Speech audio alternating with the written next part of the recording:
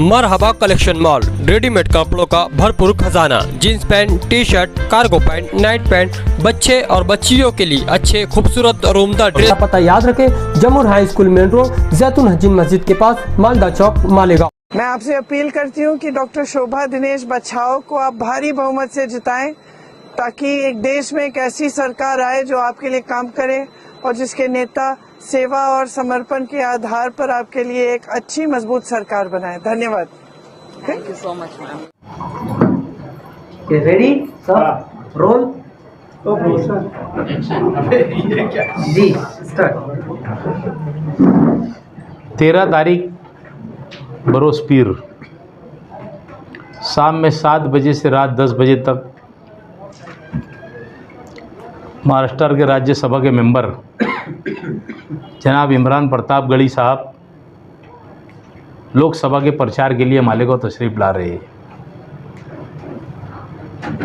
और मैं समझता हूँ कि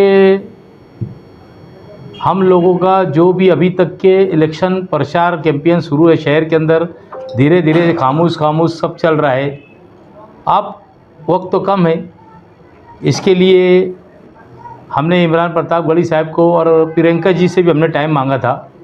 बहरहाल महाराष्ट्र का जो ये है चरणों, उसी के टाइम के अंदर 20 तारीख को यूपी का भी कुछ जगह के चुनाव है।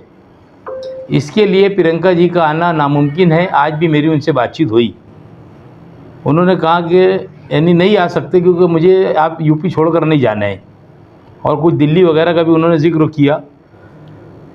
तो मैं समझता हूँ कि ये जो जलसा होने जा रहा है इमरान प्रताप गढ़ी साहब का, ये पीर के रोज़ रहेगा। और मैं समझता हूँ कि मालेगांव शहर की तारीख के अंदर इससे बड़ा जलसा ना होगा नहीं। इतना बड़ी हम लोगों ने प्रचार करे और लोगों के बीच में गए और लोगों में एक उत्साहित सा है, क्योंकि इमरान प्रताप गढ़ी साहब वो तो खुद एक अच्छे कवि है, शायर है, और उनकी वजह से एक भारी भरकम लोग जुड़ते हैं।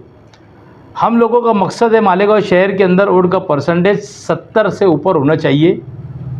और मैं समझता हूँ कि अल्लाह की ज़ात पे इतना भरोसा है कि इस वक्त तो पूरे मुल्क के हालात और ख़ास तौर पे महाराष्ट्र के हालात इतने अच्छे हैं कि मैं समझता हूँ 48 के अंदर 30 और 35 के बीच के अंदर सीटें आने का अनुमान लगाया जा रहा है। क्योंकि आज भी मेरी सुबह महाराष्ट्र के प्रभारी चन्नी थैला जी से भी बात हुई, नाना पटोले जी थे, आरिफ नसीम खान साहब थे, हम लोग और वजाद मिर्ज़ा साहब थे। हम लोगों ने बैठ के कम से कम 15-20 मिनट सुबह आराम से बैठ के सब चर्चा किया। तो सब ने यही कहा कि 30 और 35 के बीच में अपनी महाविकास अघाड़ी की सीटें आ रही है। तो उसके लिए हम लोगों ने आपको यहाँ पर बुलाया कि पीर के रोज़ सलामताबाद चौक में शाम में 7 बजे से तो रात 10 बजे तक एक जलसा होने जा रहा है, जिसकी सदारत हमीद भाई लकड़ी वाले शिवसेना के प्रमुख है, वो उनकी सदारत के अंदर हम लोगों ने ये रखा है जलसा। तो हम लोग आपके ताउन की चाहते हैं कि शहर के अंदर ये इसको आपके ताउन से शहर के अंदर लोगों को ज़्यादा से ज़्यादा मालूम पड़े, इसके लिए हमने आपको यहाँ पर बुलाया है। उसके अलावा शहर में बातें चल रही है कि इनके अलावा भी कोई शहर आना चाहिए। 17 तारीख को आरिफ नसीम खान साहब और नाना पटोले साहब आने वाली है। असल में ये काम जो है, जो भी उम्मीदवार है इनका है किसको किसको यहाँ बुलाना है। शहर के अंदर पसंद होती है लोगों की। मैंने आज नाना से भी बात किया और आरिफ नसीम खान साहब को भी बोला, मतलब तुम 17 तारीख को हमको टाइम दो। असल में उनको लीडरों को अड़चन क्या है कि यहाँ वो हर शहर के अंदर मालेगांव छोड़ के सुबह में सभा होती। मालेगांव एक शहर है, मैं समझता हूँ कि जहाँ रात में होती है। आप रात में जब वो यहाँ आते तो उनका हेलीकॉप्टर उड़ता ना, हवाई जहाज उड़ता, उनको रुक जाना पड़ता उनको, इसके लिए वो दूसरी जगह जाते नहीं। तो मैंने बहुत उनसे रिक्वेस्ट किया, ये मेरे बुलाने के ऊपर यहाँ पर आ रहे। मैंने उनको लेटर दिया और ये किया इमरान प्रताप गढ़ी साहब को। नाना को भी आज जाकर नंदुरबार को रिक्वेस्ट किया कि साहब आप भी टाइम दीजिए। आरिफ नसीम खान साहब को भी मैंने बोला, क्योंकि पसंद ये शहर के अंदर ऐसा है, जो किसको पसंद करता उसको बुलाए तो अच्छा रहता। हमने कन्हैया कुमार की भी मांग की थी और प्रियंका गांधी की, हम लोगों ने 3 लोगों की मांग की थी। अब ये काम किसका है? जो उम्मीदवार है इन्होंने जोर लगाना चाहिए। जब बड़े लोग हैं, उनके पार्टी के जो बड़े जिम्मेदार हैं, उनको बोलना चाहिए कि भाई हम लोगों को ये हमको कैंपेन के लिए मालेगांव के अंदर होना। तो उन्होंने अभी तक के उनको तो ऐसा है कि आप कभी यहाँ रहते तो कभी आते, उन्होंने आज तक के मैं समझता कि मालेगांव के अंदर आप नियोजन सब मिल के लगा रहे तो न्यूजन लगने की कई लाइन दिख रही है। नहीं तो अबू आदक के उन्होंने आजू बाजू में कल मीटिंग थी राधिका होटल के अंदर, वो आज से वहाँ का न्यूजन लगाना शुरू करी। तो 6 असम वाली हल्के है, उन्होंने असल में बहुत लेट टिकट डिक्लेयर किए और टिकट लेट डिक्लेयर करने के बाद उन्होंने धुलिये का जो हल्का है पहले उधर कर लिए। उसके बाद अब वो मालेगांव के अंदर जो किए आपको करके मतलब आउटर में गए, कुछ दिन बागलान के अंदर थे वो। हम तो ये चाहते हैं यार, आप लोगों को भी मालूम अच्छी तरीके से मालेगांव के अंदर के जलसा जुलूस की ज़रूरत नहीं, पर एक बेदारी पैदा करने के लिए अपनों को बुलाना पड़ रहा लोगों को कि बेदारी पैदा हो। और मैं तो आपके चैनल से ये अपील करूँगा मालेगांव शहर के लोगों से, उलमाए किराम से, कि अगर 20 तारीख को मालेगांव शहर के अंदर कारोबार बंद रखे तो उनका परसेंटेज अच्छा होगा, क्योंकि ऐसे भी मंदी का पीरियड है। अगर हो सकता है वे मेरी आवाज़ के ऊपर लब्बैक कहे और अपना कारोबार रखे, रूम बंद रहना चाहिए कम से कम। अगर रूम बंद रहेंगे तो वोट का परसेंटेज 80 तक के जा सकते हैं शहर का। जलसे के अंदर इंडिया अलायंस के लोग भी रहेंगे, मुकामी लोग नहीं, जिसका उसका जलसा जो अपना अपना अलग ले रहे। किसी का उन्होंने लिए थे, आसिफ भाई ने उनका लिए थे, मुस्तकीम भाई लेंगे, वो अपना अपना लेंगे, हम अपना अपना जलसा लेने वाले। ये अपने जब भी वही थी बात, अपने अपने सबने फाइनल कर लिए थे कि भाई अपना अपना जलसा लेंगे। तो ये इंडिया अलायंस के लोग हम तो साथ में, काम भी साथ में करेंगे, यादी साथ में बांटने वाले हैं, हर पोलिंग बूथ पे साथ में जाएंगे, सबके वर्कर मिल के काम करेंगे। हमारी यही जद्दोजहद है। क्या ऐसा नहीं लगता कि एक साथ कभी आ जाते थे सारे लीडरान तो एक अच्छा पैगाम शहर से जाता? कोई बात नहीं, आपके इससे मैं चैनल से कहना चाहूँगा कि भाई अगर आप बोलेंगे तो मैं उनको कल लेटर भी दूंगा सबको, भाई आओ 17 परसों के रोज़ का है वो प्रोग्राम के अंदर दोनों पार्टी के लोगों को कहेंगे कि भाई आप लोग भी आ जाए, हम आपके बोलने के ऊपर लेटर देंगे। पर ऐसी बात हुई थी, इसके लिए कैसा उन्होंने जलसा लिए, हम तो छोटे बन के तैयार कर रहे थे। शादी तो हमारे घर है ना, हमको तो मेहमान नवाजी करना पड़ेगी ना।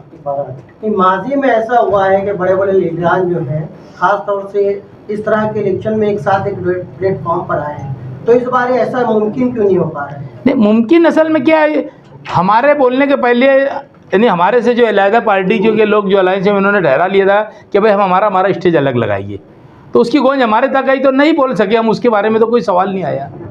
उन्होंने खुद कहा था, और उन्होंने उसकी मिसाल है कि उन्होंने एक जलसा ले चुकी, शेख आसिफ साहब ने एक जलसा ले चुकी, वो इंडिया अलायंस के अंदर है।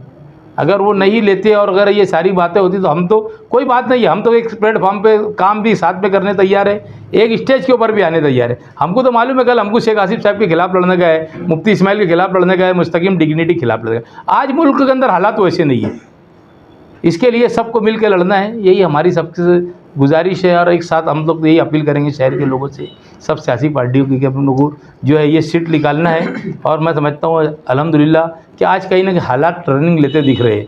मीडिया की भी ज़बान बदली हो गई, जो ऊँची क्वालिटी के मीडिया है, जो बड़ी बड़ी दिल्ली से गली से सब तक चलाते हैं, उनकी भी ज़बान बदली होते कहीं ना कहीं दिख रही है।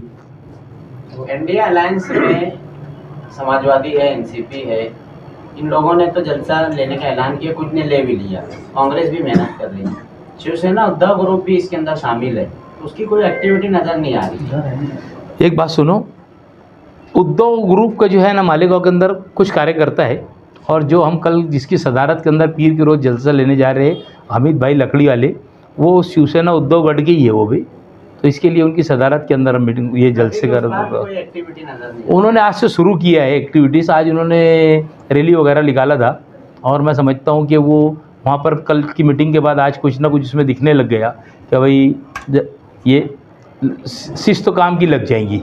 सिर्फ लोगों को तक स्लिप पहुँचाना है, चाहे पावर लूम वाला हो, चाहे मजदूर हो, चाहे हम्माल हो, चाहे शेतकरी हो, कांदे का शेतकरी हो, कापूस का हो, कोई भी चीज़ का शेतकरी हो, जिनके हाथ में स्लिप जाएंगी, मैं समझता हूँ कि वो कांग्रेस पार्टी को और इंडिया अलायंस को वोट देंगे।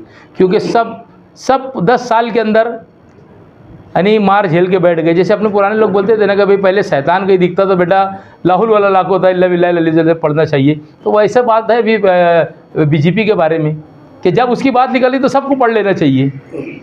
मुकाबला सख्त हो रहा है, इसलिए उधर थोड़ी सी मेहनत की जरूरत है। तो शिवसेना पुश करेंगी अगर आप कांग्रेस के अध्यक्ष से ऊपर पत्र व्यवहार करके। हमने जो हालात थे आज हमने वरिष्ठ लोगों को मैंने सब बता दिया, और परसों के दिन मतलब मंगल के रोज़ शरद पवार जी का भी जलसा है बागलान में, और उद्धव जी का जलसा धुलिये में हो गया, और मालेगांव के अंदर तो आप सब कंटिन्यू मेहनत, हम सब मिलके मेहनत कर रहे हैं, उसका नतीजा तो आपको मालूम है अच्छा ही आने वाला है। तो ठीक है, लेट सवेर कर रहे हैं उम्मीदवार का। अभी उनका लड़का भी मिला था, हमने यही बोला कि भाई तुम काम की लाइन लगाओ, तुम मालेगांव के अंदर नहीं आएंगे, चलेंगे, हम लोग यहाँ पर काम सब करेंगे, यहाँ की कोई शिकायत सब मिलकर नहीं आने देंगी।